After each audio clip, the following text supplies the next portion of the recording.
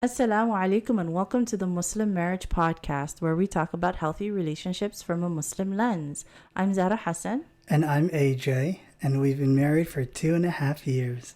And let's get started. Let's get started. For today's episode, we're going to be talking about what's called the gender wars. That term is probably not accurate for what it is that we're going to be talking about, but it's closest and it's what's understood in the dialogue. Yeah. So we'll go with the term gender wars. You're right. It's kind of one-sided. It's not fair to call it a war. Yeah, a little bit, honestly, depending on which side you're talking to. The women are destroying the men. I think so. I agree. So you'll represent all the men.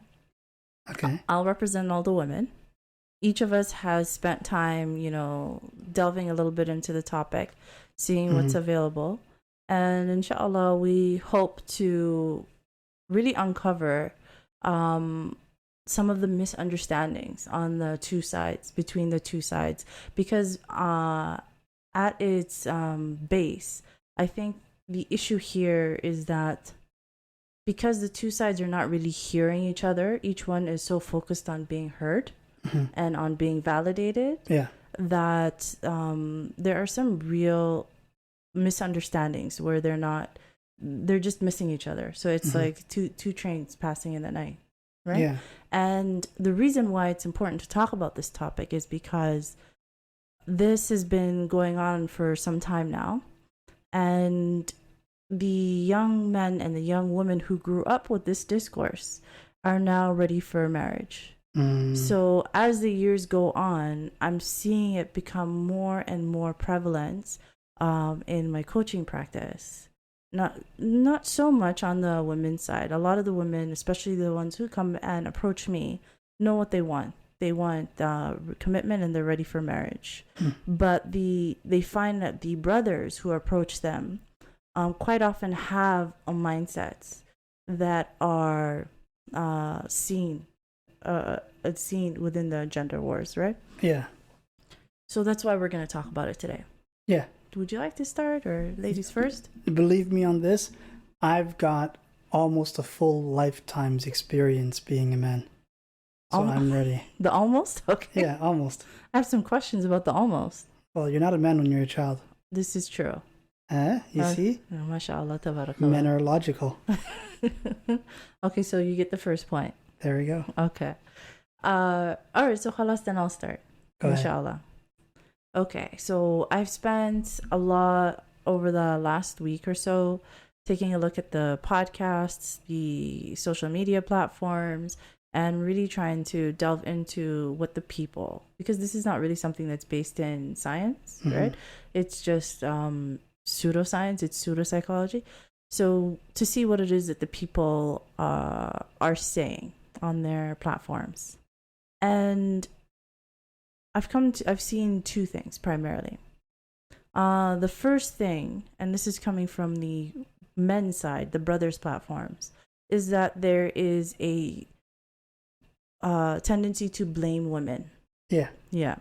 That the issues that are going on within young people, particularly interpersonal issues like with marriage, with respect to marriage, the issues around marriage, they're blaming the women. So, for example, an issue around among the Muslim youth is a difficulty to get married, to be able to find a partner, and to the whole marriage process has just become more difficult as time goes on for one reason or another.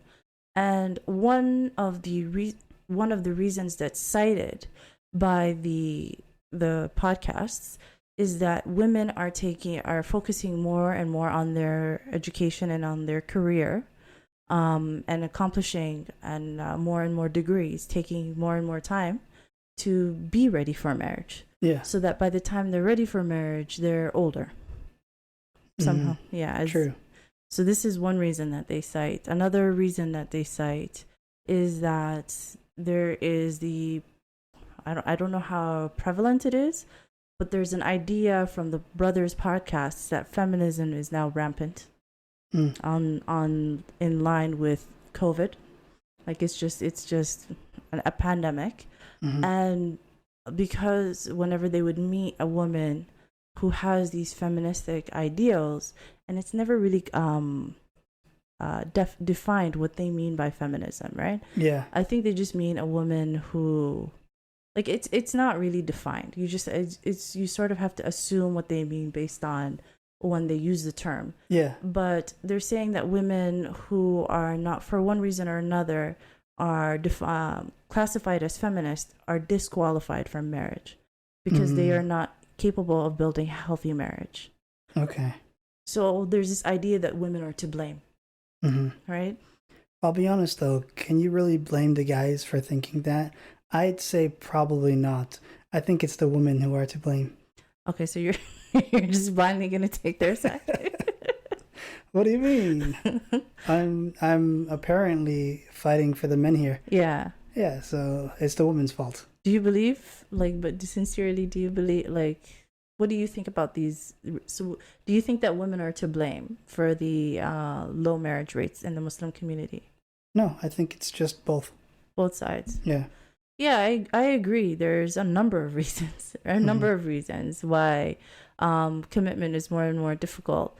And to be honest, and I'll talk about it a little bit later, I think that it's the men who are to blame. Well, if you're going to try to put it on a scale, then sure, right? Yeah.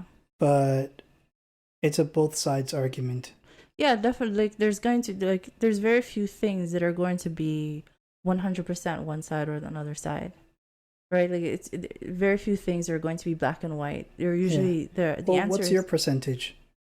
I think that the percentage is probably 70% due to the brothers, and 30% due to the sisters, and that's from my experience of being on the ground. And like, as every single day, I'm talking about marriage to Muslims, and I'm in the platforms and talking to the people, and from what I'm seeing, the majority of women, especially we'll say 25 years and older, right? The majority of women are looking for serious commitment. Yeah. Nothing's 100%, but I would say definitely the majority. And when I say, what I mean is that they're not looking for just a relationship, just companionship without commitment. They're looking for marriage. They're looking to meet somebody and talk to them for the purpose of getting married. Yeah. And their number one complaint is that there aren't enough brothers who are also ready for commitment. Yeah. And this complaint is not only in the Muslim world, like other coaches, secular coaches, non-Muslim coaches, across the board. It's almost a well-known fact in the industry that the number one complaint of women cross-culturally is that there's not enough men who are ready for commitment, despite the numbers being like when you look at the population statistics, that the number of young men and women of eligible age are about the same. Yeah. Right, roughly the same. I think it makes sense that less men are ready for commitment as compared to women, right? Because if you're specifically talking about Muslim men, we're supposed to be seen as the providers, the ones that bring in the money financially and all that, right? So if all the man sees online is the minority loud voices of the women who are hypergamous, it would scare them away. Like, think of it this way. Can I interrupt you? I'm so Go sorry. ahead. Can you define for us what is hypergamous? Hypergamous is the want to get the top of the top, right? Like the cream of the crop. I see. It happens primarily in animal nature, where the strongest is the one that successfully gets to mate. Okay. Right? So the men are seeing the loud minority of women online that are preaching hypergamy. The guy has to be so and so tall. He has to be making such and such figures. he has to have this by the time he's 20. Or he's a mediocre male. Okay. Right? And of course, that's not what's actually boots on the ground, what women are saying. No, it's not at all. Yeah, it's not. But that's the whole point of the loud minority, is because it's the people that are loud are the ones that are influencing the youth. That are driving the narrative. When we were growing up and we were used to watch TV shows and movies, we were a lot more afraid of random patches of quicksand. Oh yeah, this is true. Yeah. That's just life. Yeah. The things that we were growing up, every TV show had people getting stuck in quicksand. Yes. And we were just afraid of it. I still am. Yeah. Yeah. So it's these loud minorities that are coming on to these podcasts, going on to these shows, making the social media waves. Okay. Those are the ones that are influencing our young men to be afraid of commitment because now they don't see themselves as measuring up. I see. You're saying that they're intimidated by this the narrative that's being driven. Yeah, and so they think that all women are the same. Okay, so then I would challenge. Then I have a response to that. Then why are they still meeting women? Like if they know they're not ready for commitment, then they should just stop trying to meet women until you are ready for commitment. In a perfect world. Yeah, this is what I mean when I say that it's, as responsible adults, we have to take responsibility for our actions. Yeah. Because even if we don't, we will be held responsible for them one day by Allah subhanahu wa ta'ala. So it's women, I don't want to generalize, but for the purpose of this podcast, we can only generalize, right? Women tend to be more both men and women, Muslim men and women, are relatively naive when it comes to the other gender. Yeah. But I would say that women, we are more naive than men. Yeah. When it comes to dealing with men, right? Yeah. Because as human beings, each human being assumes that everyone thinks like me. And as women, when we decide that I want commitment and I'm ready and serious for commitment, we think that must, like, if man is coming to approach me and talk to me, he must also be the same. And we're not realizing quick enough that that's not what's going on all the time. In fact, most of the time. Yeah. Yeah. And so the women come and ask me, well, if he's not ready for commitment, why is he talking to me? It's because companionship has real value. Loneliness is very difficult, and your validation, your time, your investment, these things are like real they're band-aids, they're relief of the loneliness. So they're looking to extract that from you without, and this happens to men sometimes too, or sometimes there are women who aren't ready for commitment, although it's less common, but these individuals will be trying to extract that from you without actually committing to you. And I don't think they do it maliciously. Sometimes it's maliciously, sometimes it's not. Like there are people who are personality disordered, right? There are people who would classify themselves as, serial daters and players. There are men who are doing this maliciously. And then there are men who are doing this subconsciously. I would classify the majority of them doing it subconsciously. Probably. Because as a man, the first thing that pops into your mind is not hurting the person that you like. Yeah, no, I agree. So even if it is a subconscious, that if somebody is approaching someone to talk to them, and subconsciously they're not actually ready for commitment, then the responsibility is still with the man. You see, with the individual, to really introspect and decide: are you actually willing to commit to somebody? Are you prepared to go and talk to their father, take their hand in marriage, and provide and protect this person and raise a family? If you are ready to take on that responsibility, then and only then should you be approaching any woman. Exactly. But anything less, like, it's important that people be honest with themselves about that.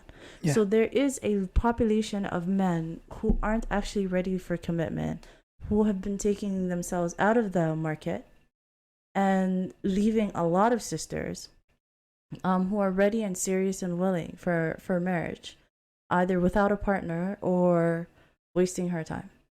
Right? So I would say that this is the actual issue of what's going on within the Muslim marriage market. And I think that this is the issue that needs to be addressed. I think what you said before about the intimidation is real and it is true. Yeah. But wherever you have vulnerability, there will be someone there to take advantage of it. Yeah. So I think there's a generation of young men who have been taken advantage of by people who have created this doctrine that the one to blame for all of your problems is women, whether Muslim or non-Muslim, right? It's very similar language. So that's what I think is going on. I think also it stems with the advent of internet. Okay. Like way back in the day, right? Things didn't used to be good for women. You know? Like, for example, it was only until like the mid 1970s that women were able to actually open up lines of credit in the US without having her husband co-sign. Subhanallah. Right? Yeah.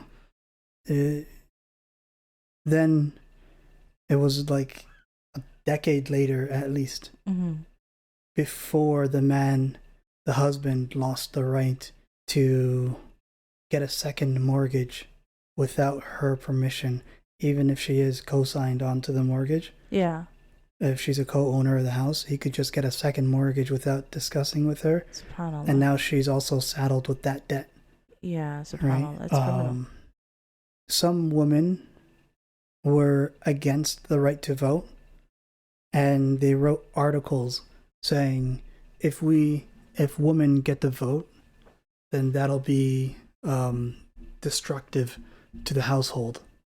They'll say that women now have to be joining the political career, right? They're gonna no longer focus on the family or the house. They're gonna start acting like men, right? These women were paranoid that if women got the right to vote, everybody would start going off the rails. Yeah. Right? Yeah. But the right to vote should be a right for everyone. Yeah. Because if you don't have the right to vote, then you're not represented. Yeah. Right? Your interests are not represented. Yeah. Your opinion is null and void. If you're gonna have a democracy, do it right. Do it right. Yeah. Yeah, everybody gets to vote. But back before we had internet, it used to be like, for example, our parents, right? And a lot of listeners' parents. Back before we had internet, the man would have to be brave. Yeah. He would have to approach a woman, get rejected, approach another woman, get rejected, approach another. And eventually, after maybe like 10, 15 women, one of them says, yeah, sure, okay, let's talk. Right? And they could be the ones that get married, right? But usually, for the men, it's like a couple of rejections, and then now you have a wife. Okay. Because also, things used to be a lot more modest back then. Yeah. Things used to be where the man would instantly think about marriage. Yeah. You know? They wouldn't think about sleeping around. They'd be like, okay, what can I do to marry her? Yeah. Let's talk to her father. Yeah. Right? Let's have discussions. Right? But then, the flip side for that was that women didn't have many choices of male suitors because they have it a small city or town, and once they say no to enough people, and enough people get married, and they get old enough, they start to worry, and they start to say, okay, well, now I gotta settle down. Right? So women were settling, and usually men were not, right? And that sort of worked. That sort of kept the balance between men and women because it didn't introduce any insecurities on either side. Because the woman still had enough male suitors to choose, right? And she felt valued. And the man didn't have a huge amount of rejections, and he felt valued. And then the internet came around. Suddenly. Alhamdulillah. And all of a sudden, everything just opened up. And women had now more male suitors to choose from. And so they had more opportunities to look for the right partner, the one that has the certain status or the one that's attractive enough. They were looking for the right partner now because they had more to choose from. And the flip side, the man was getting rejected a lot more now. You know? 10 a day. Now, well, 10 a day. You would think. If the man's swiping for an hour, he might swipe maybe like 150. Wow, subhanallah. Maybe 200 women. Subhanallah. And he might get a match one or two of them, right? The men were getting massive amounts of rejections all of a sudden. And now they feel undervalued. Right? They're like, oh, am I ugly? Ugh, what's going on with me? Am I not valuable? Do I not fit the criteria of a desirable man? Right? That's sad. So you got these men who are now insecure. Makes sense. Involuntarily celibate. Okay, that's where that comes from. Yeah, they're involuntarily celibate. And they're seeing on YouTube, right, and TV, these successful men bragging about how many women that they are bringing home. Okay? And they have these podcasts now, these quote-unquote successful men. And you know what these quote-unquote successful men do? What do they do? On their podcasts and their talk shows, they invite women who they know they can beat in debate. That fit the narrative. They invite women who are not as smart, right? I see. Not smart enough to challenge them on their viewpoints. So they'll bring these people. It's like a doctor, a PhD, bringing a 3-year-old into a debate about medicine. Okay. Right? I see. It's an extreme example, but that's what they're doing. And it's working. They're convincing these involuntarily celibate men that women are dumb. Women are not worthy of respect. Women are something to be controlled. Because just look at them. Look how they're acting. Look how they're dressing. They've come to sit at a podcast and they dress like this. Right? And that's what's pushing the narrative for these young children who are being led astray. I think so. For the sake of these guys gaining money. It's actually, like, I agree with everything that you said, and it makes sense how we got here, right? That's probably a big part of why and how we got here. But if I had a chance to speak to these young men, and I'm not just the ones who are involuntarily celibate, just anybody who has this understanding that life is difficult and the reason why it's difficult is because of women, right? who is dealing with the intimidation and the insecurity that the women may not be wanting to choose you, right? So if I could speak to those young men, I would tell them that you've been lied to. You've been lied to, because the reality of what is actually happening. So as you said, the I've noticed that these people in their podcast, we'll just call it the manosphere, right? Sure. So that we are speaking the same language. Mm-hmm. So the people in the manosphere, whenever they are explaining, quote, and I'm using quotations here, female psychology. Yeah. Which is not really, it's not really a branch of psychology. Mm-hmm. But whenever they're explaining female psychology, they used terms from ecology and evolution, mate selection. Yeah. Principles of partner selection and mate selection. And these are principles that are learned from animals, mm-hmm. right? So like you were speaking about hypergamy. Yeah. Right?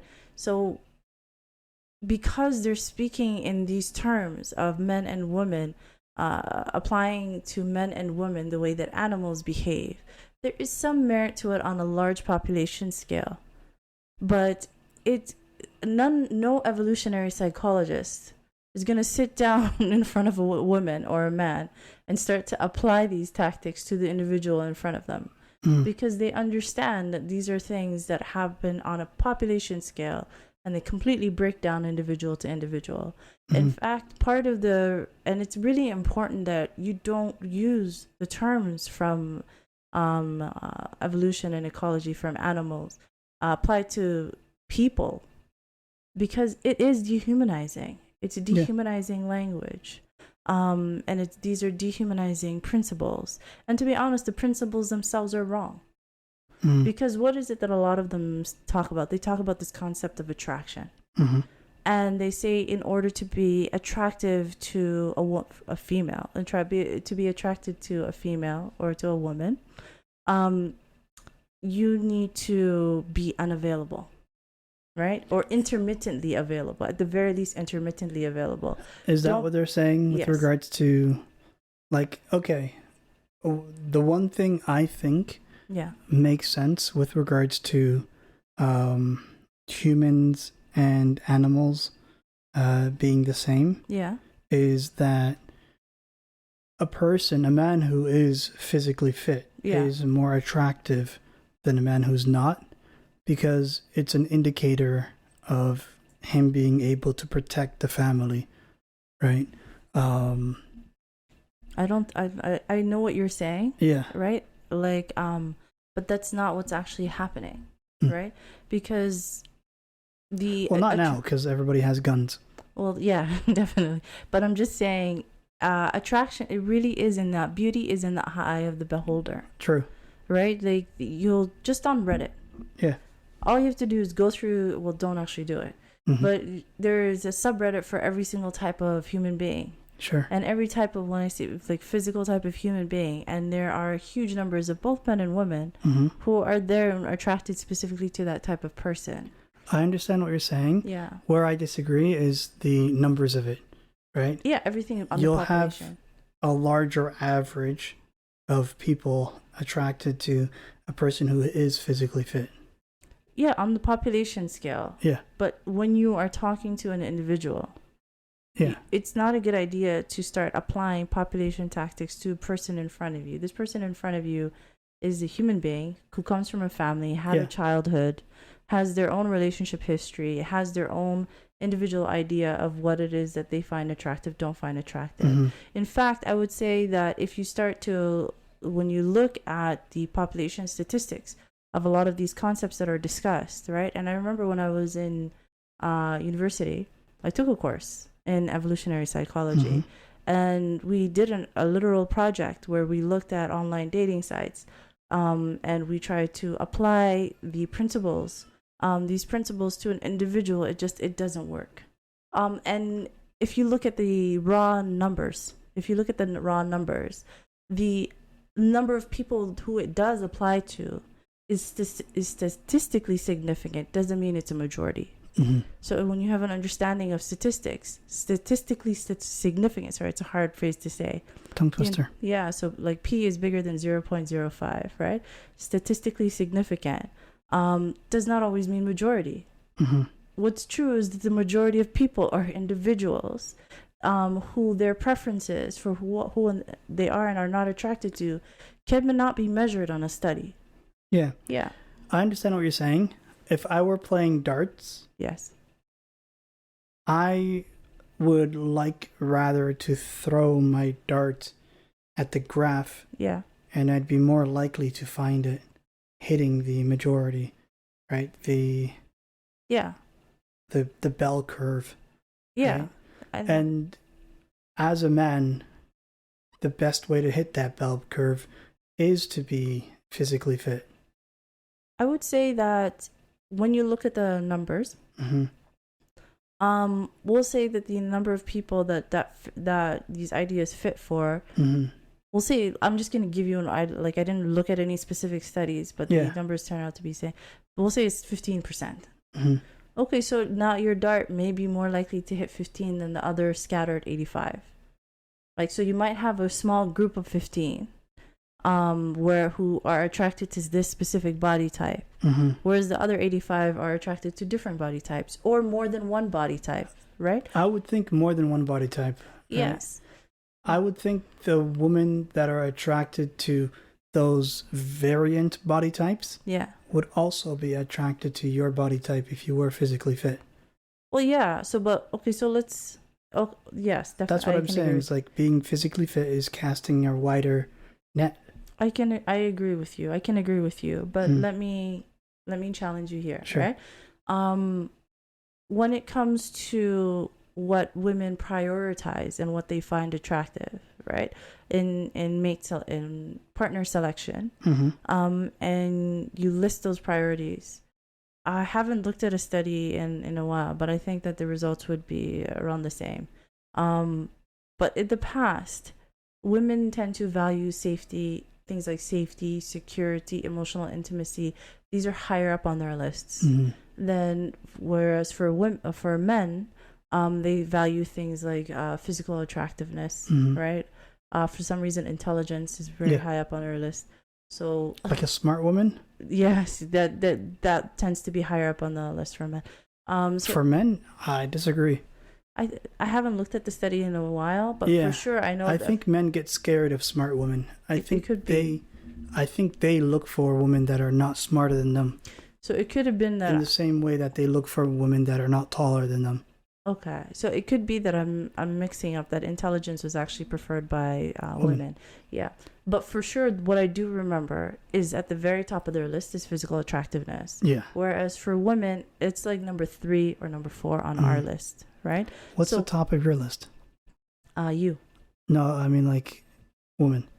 Well, okay. Obviously, I'm the top of every woman's list. Yes. Let's get that aside. Okay.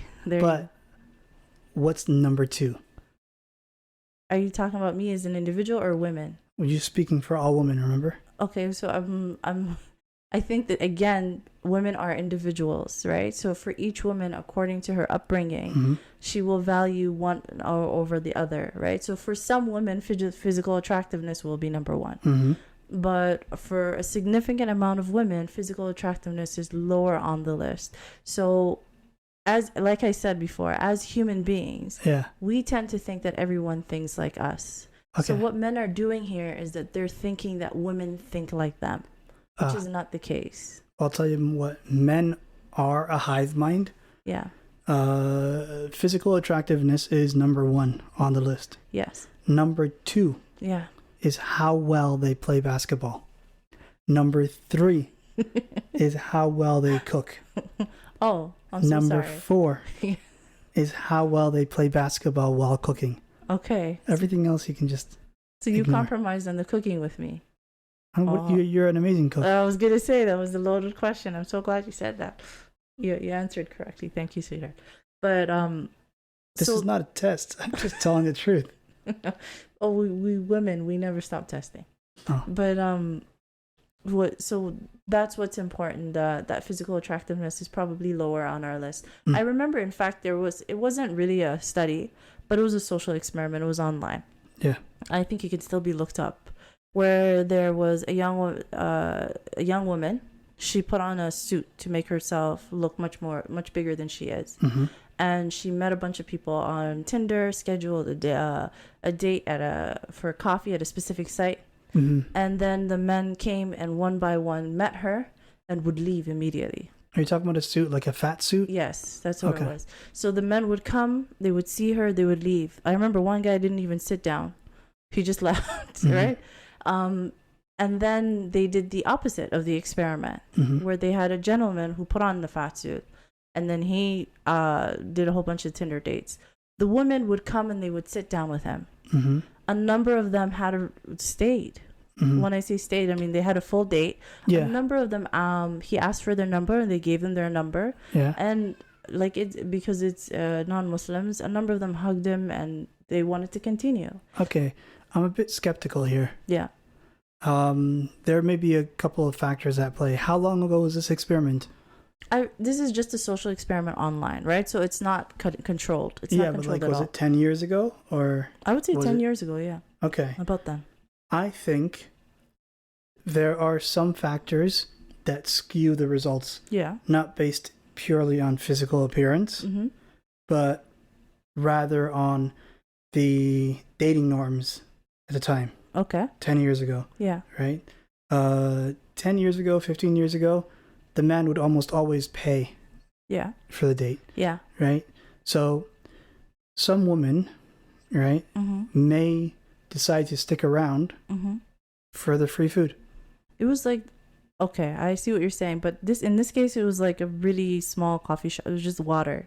Sure. They were just getting water, and did they control by only getting them water? No, but it wasn't like if they actually ate food.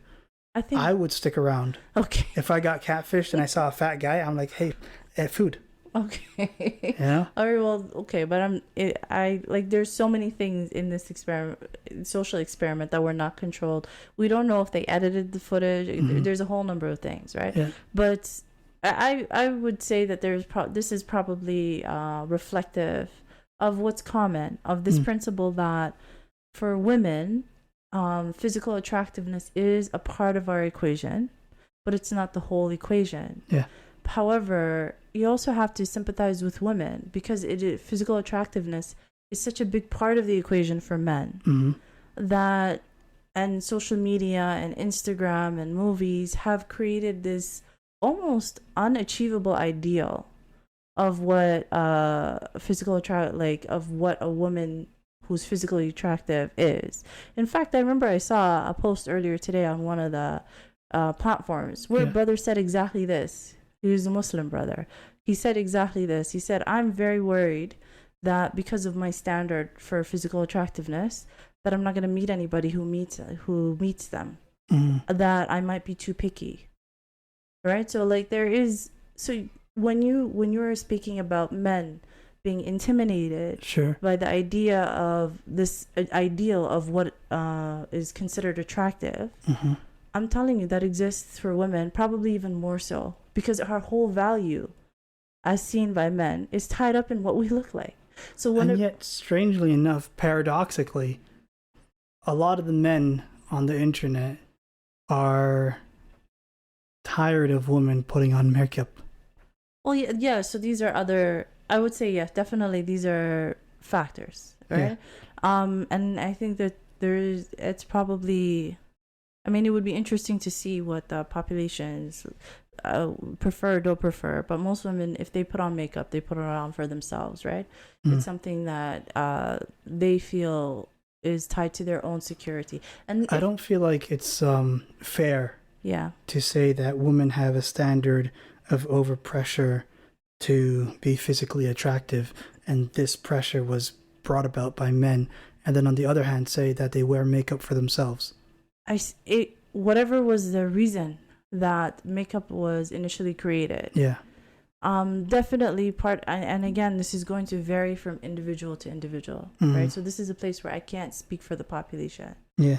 But amongst myself and my friends, When we try to look really nice, we do so for other women. Because other women tend to understand. You guys are fighting amongst each other. Yeah, it is. Yeah, you see? We don't have the unity that you guys don't have. That's what I'm talking about. We're working on it. There is infighting among the ranks. Yeah, don't tell them that. You guys are in the middle of a war with men and you guys are fighting each other. You guys need to fix this. Y'all need to sort this out. I feel like if you guys stop fighting each other, you guys would win. I mean, the only way that we would win is that if everybody stops fighting. Right? Interesting. But you're taking the holistic approach. No, that's the only approach.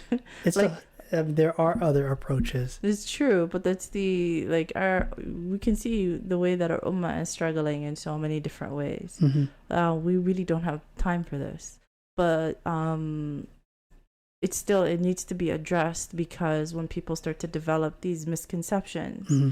both the men and the women, by the mm-hmm. way, they become a little bit deep-seated, hard to change. Like, it's hard for them to change their mind or be open to other ideas. Yeah. And it can determine how they run their families if they get married, right? Yeah. And it's sad. Like, I have many clients that come to me. They marry a brother, and the brother who holds these principles, of which a big part of them, like I said at the beginning, is blaming women and dehumanizing women, mm-hmm. right? If you're holding within you that this person is somehow inferior to you, and that's going to reflect in how you treat her. I remember there was a podcast. There was a brother. He had a number of wives, and somebody asked him, "How do you make all these women happy?" Mm-hmm. Right? He said, "I never ask what they want, because women don't know what they want. You have to tell them what they want." Right? So that's dehumanizing language, right? That is one person speaking. Yes. Right? We would not want you to place his burden on us, other men. Okay. Right? Yeah. I know that there are vile men mm-hmm. and vile women in this world. And as I said, they are the vocal minority. Yeah. But it's not something that should shape the view of other men. Like, for example, a question for you. Mm-hmm. When you think of a man, what image comes to mind? Other than you? Yeah, other than me. Okay, like my family members, my brother, my father. Mm-hmm. The image, the ideal, of course, is the Prophet Muhammad sallallahu alaihi wasallam. Yeah, but I don't know too many men other than those enough to form that image. Mm-hmm. So that's who is my image. That's good. I mean, I like that answer. Okay. I like that answer. Yeah. You were saying that men were non-committal mm-hmm. with regards to getting married. Yeah. And my response to that was that they're intimidated. Yeah. By everything that comes with being married, like all the responsibilities that come with it. I agree. Obligatory, right? Yeah. Because even with the advent of this new wave of feminism, where now women are working. Yeah. Right? Yeah. Islamically, that money that she earns is entirely hers. Yeah. So the man, when he's doing his calculations, he cannot factor in that, okay, she'll help me out. Yeah. Right? Yeah. Now, of course, she could choose to help him out if she wishes, but it's entirely her right. Yeah. To say, no, this is something that you got to do. Yeah. And this is something that you got to handle, right? As he also has the right upon her for her to take care of him. Yeah. Right? Yeah. Because it's not one-sided, right? Yeah, definitely. There are rights and there are privilege, both sides. Yeah. So some of the men are just scared to get married, mm-hmm. right? Some of the men have been taking in the wrong types of media. Yeah. And I don't think it would be 70% men's fault. Yeah. At most, I would say like maybe 55. Okay. I would think it's more balanced, right? Because with women consistently in the media, as it's portrayed, saying all men are this and all men are that. Yeah.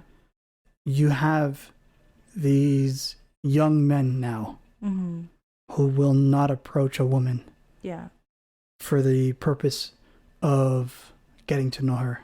Okay. Right? Yeah. Even in a non-Islamic sense with the West. Yes. Even now, they're not approaching women because they're scared to be seen as a creep or a predator, right?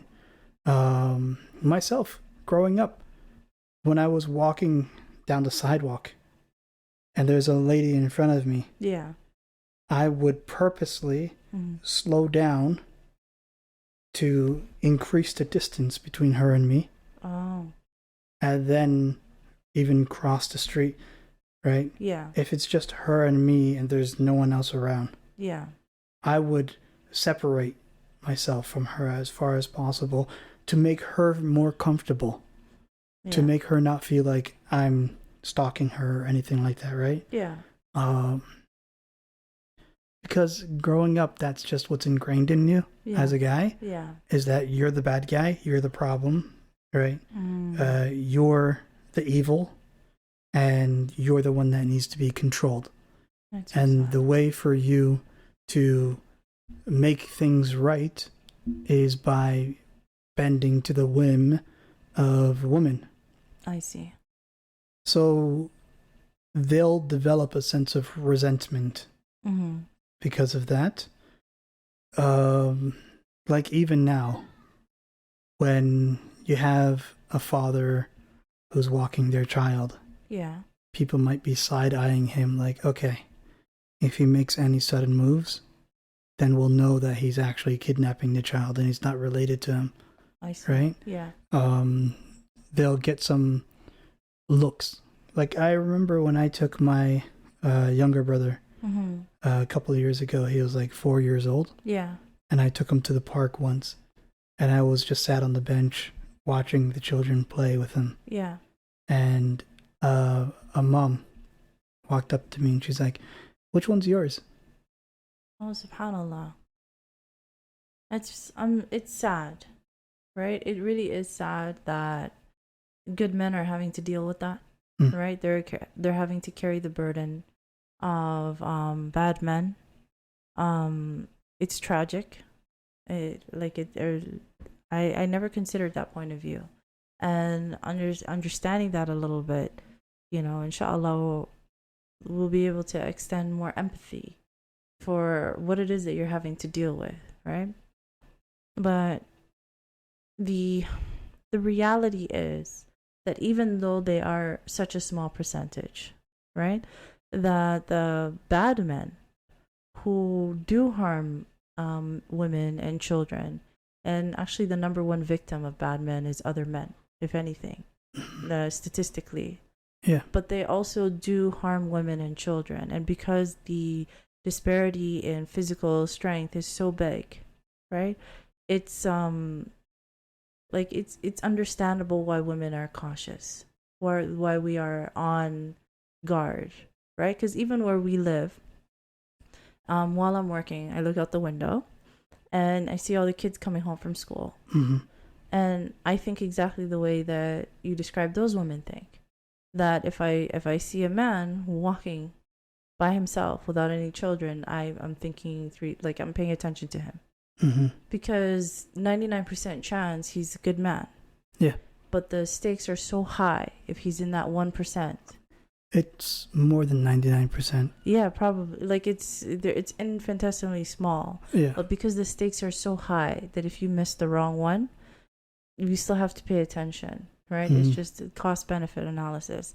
But what I would say to those young men, right, who are having to carry this burden is please understand that just as you are misrepresented, the women are also misrepresented.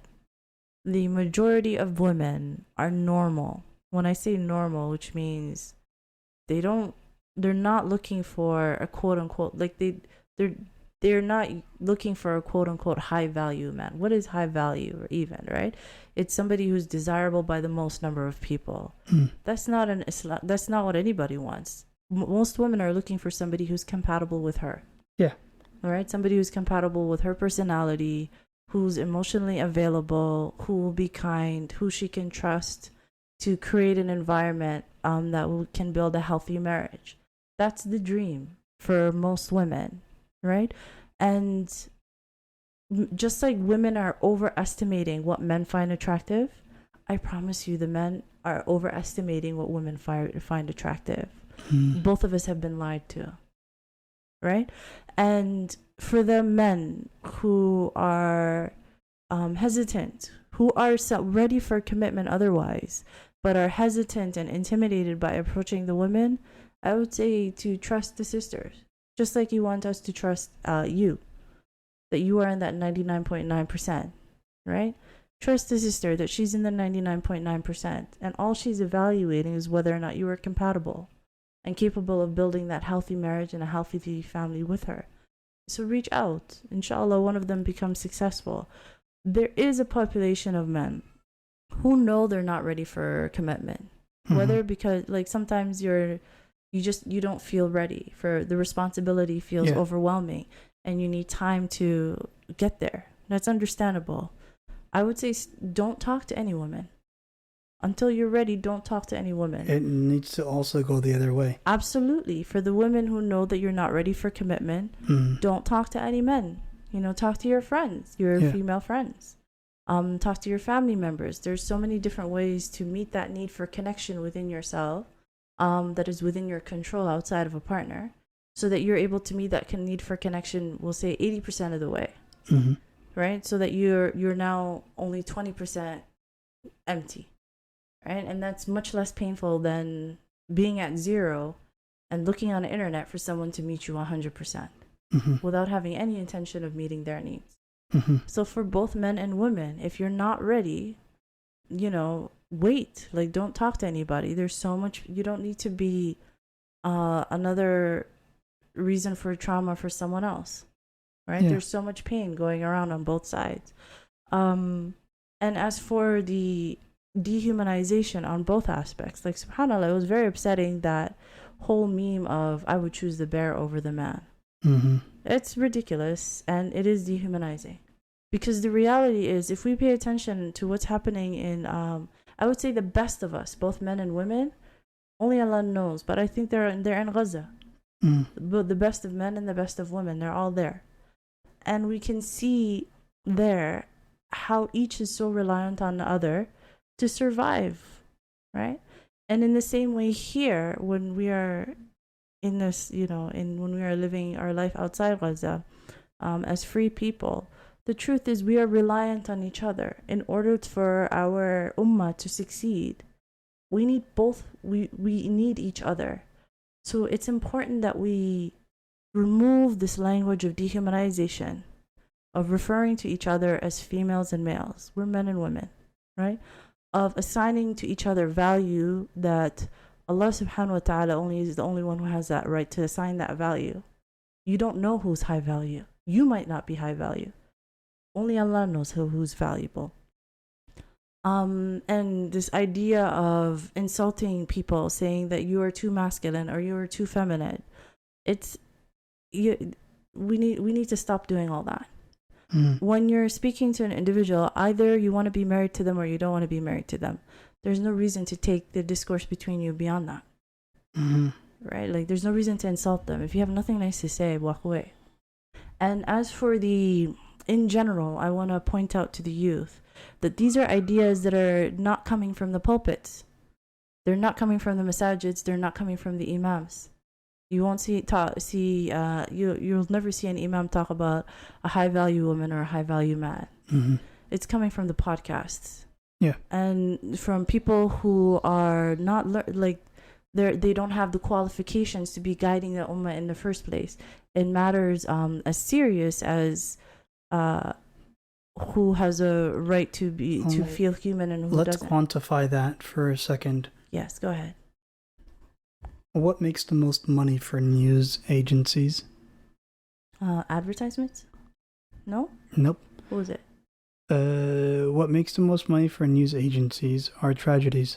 Yeah, that's true. Bad news. Yeah. The agencies back in the day, they used to report on good stuff and bad stuff. Yeah.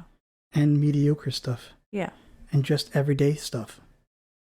But they realized that they get more viewers, more ratings when they focus on the bad stuff, the fear-mongering, the terrifying, the cortisol releasing. I see. And they focus on that. The negativity. Yeah. The podcast hosts, what gives them money? The negativity. I see what you're saying. Not just the negativity, the controversial. Yeah, it's very sad. Like They will incite your anger to drive engagement. Yeah. To turn into ad revenue. Like it's not a big population of people that are being affected by this, but it is enough that it is starting to bleed into our the current marriage market, right? It's affecting how people make their decisions. And like Allah subhanahu wa ta'ala forgive us if we ever said anything wrong, right? That's why we try hard to stick to information that requires basic levels of understanding of religion, but primarily we focus on topics that are relevant to everyone regardless of religion, right? So about how to build a healthy marriage. A lot of these principles are applicable across culturally, but there's this idea that if somebody follows your way of thinking and your way of thinking turns out to be wrong, on Yawm al-Qiyamah, they will be walking behind you and saying, so and so is the one. I only did so and so. I only did this because so and so told me to do so. And subhanallah, those are called followers.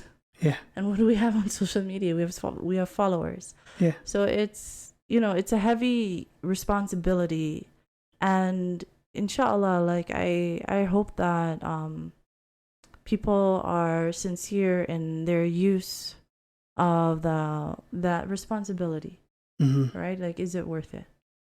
Like I don't know their intentions. Only Allah knows their intentions. But what's important is that across the board, all brothers and sisters, podcast or no podcast, it's important that we understand what is actually going on in the marriage market. Right? Is that there are men and women who are not ready for commitment, who are consciously or subconsciously looking for partners and hurting people and hurting each other. And also, let me just add this one last concept. I think it's important, where we were talking about before attractiveness, right? Where there's this idea that if you wanted to make a woman attracted to you, notice make a woman attracted to you, there's a manipulation in that. And honestly, this is taught to women as well, sure, by non-Muslims. But if you want to make someone attracted to you, you play hot and cold. You be incompletely available. You be, in quotations, busy. Right? This is a form of manipulation. What do they say? Don't text for 3 days after you get her number.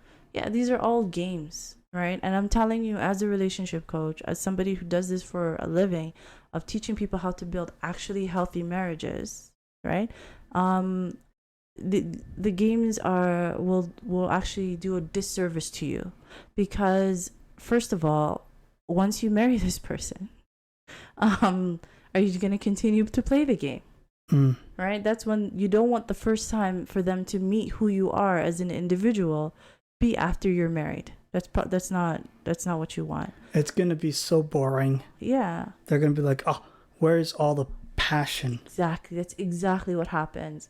I have clients who come to me and say, you know, everything was very intense, and it was a superficial intenseness that was created by this hot cold. There's actually a principle, it's called intermittent reinforcement. Yeah.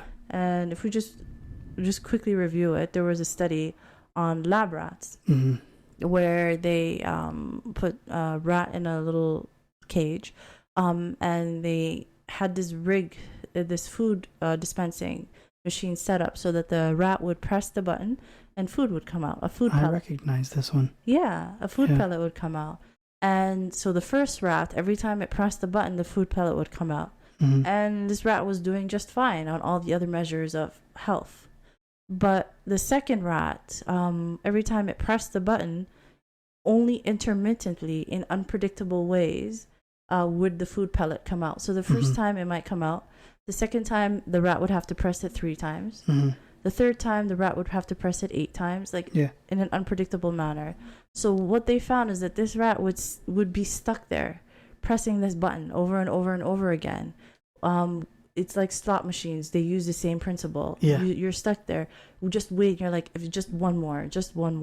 So this intermittent reinforcement, you can. It was crazy because the first rat pushes it every single time, gets the cheese every single time. Yeah. And when they stopped dispensing the cheese, it very quickly gave up. Right? Yeah. The second rat, they could go immediately get the cheese. Yeah. Right? And sometimes it won't get the cheese for a couple of pushes. Sometimes it'll get the cheese again immediately. Yeah. Right? But it's just always a random number. Yeah. And when they stopped the cheese, the rat just kept on pushing the cheese until it died. Yeah, exactly. Right. So it stopped doing other things like grooming, self-grooming, social, all the other measures of health. Right. But when you apply this to relationships and you have somebody who, communicates or is only intermittently available, that does work to make someone attached to you. But it's not attached to who you are as a person. It's a superficial level attachment, like a rat looking for a pellet or a person at a slot machine, where what they're looking for is what they're attached to is the relief of the validation that comes. So there's anxiety, relief. Anxiety, relief. And that's their whole interaction with you. They don't really know who you are as a person. Right? So another reason why this tactic is terrible, right, is because the people who would be most vulnerable to that are the ones who have the deepest core wounds. So the women or the men who grew up understanding that love was conditional, that love was something to be earned. So they walk around into relationships expecting to earn love, right? And it like this is a painful existence that people have to really try to heal from. But when you have a partner who's in that state where they're trying to constantly earn love from you, those relationships don't work out, because in their search for the relief of your validation, they're not emotionally available to you. They're actually unavailable. They don't see you as a person. They see you as a source of relief. So you are dehumanizing yourself in that by becoming that source of relief to a person. So it's not genuine attraction. In fact, if we go back to the rats, that first rat where every time you press the pellet, this dispensary, it would give you the pellet. That's what healthy relationships look like. Yeah. With the consistency. And because that consistency is there, that rat, the consistency will build safety and security, right? Because trust is something that's earned over time. And if we go back to what we said, the most important thing to women cross-culturally is safety and security. So if you are consistently showing up for her in this early stage of a talking stage, what you are demonstrating is that I'm somebody who can be there, who you can rely on. And inshallah, after marriage, I'm somebody who you can rely on to provide this place of emotional safety and security that can translate into all the other types that there are. So this whole idea of attracting women in this way These people have no idea what they're talking about. They don't. They have no clue what they're talking about. No psychologist, no therapist, no counselor, no coach, no one who's literate in relationships would ever recommend that. You know what it is? Do you know who it is that does recommend that? Oh. Dating coaches. You notice dating coaches are different from relationship coaches. Yeah. Because dating coaches, their goal is to date people. Yeah. Relationship coaches and marriage coaches, our goal is to establish a healthy relationship. Yeah. The parallel is back when they had the gold rush. Yeah. And people were going to the rivers and they were digging for gold. Yes. And everybody was digging for gold. Do you know who came out on top? Who? The people that were selling the shovels. There you go. These guys that are telling people how to behave in order to attract women, they're not the ones that are trying to attract the woman. They're the ones selling the shovels and you're doing all the hard work. Yeah. I 100% agree because like some of the people who are out there is just predatory. Yeah. Yeah, they're predatory. They charge they're using they're teaching you tactics that are not going to help you accomplish what you actually want, especially as Muslims, what you actually want, which is to establish a successful marriage. Don't forget, they're dating coaches. Yeah. They're not marriage coaches. They're not relationship coaches. I think for the next episode, we're going to talk about something that's more basic, right? Something that's not as difficult to talk about. So, my idea for the next episode. Okay. We're going to learn how to build houses. Okay. Everybody, don't forget to bring your tools, bring the lumber. Okay. We're going to start tomorrow on the planning on how to build the house. Now, you guys, for the next week, draw up your blueprints, draw up your plans. Yeah. Right? Yeah. And we're just going to build a house tomorrow. Okay, In Shaa Allah. It's going to be sick. It really is. We're not going to do any of that. We're going to do that. Don't listen to her. We're going to do that. Listen. We're going to do that? Okay. This is the gender wars, and this is where I take my stand. Okay, we'll build a house? Yeah. All right, inshallah. Just, we'll still work full time, but in between we'll build a house? Yeah. We can do this, inshallah. Okay, all right, fine. You got me. We're not going to do that.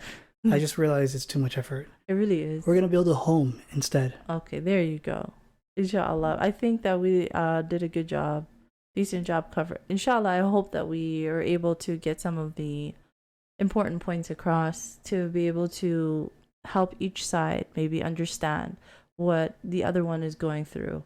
And the advice that I would give to brothers and sisters is take your information from the pulpits, from the people who are knowledgeable about Islam, about what each of our roles is, and about how each of us is viewed in society. Right? That's the best advice I can give. Yes.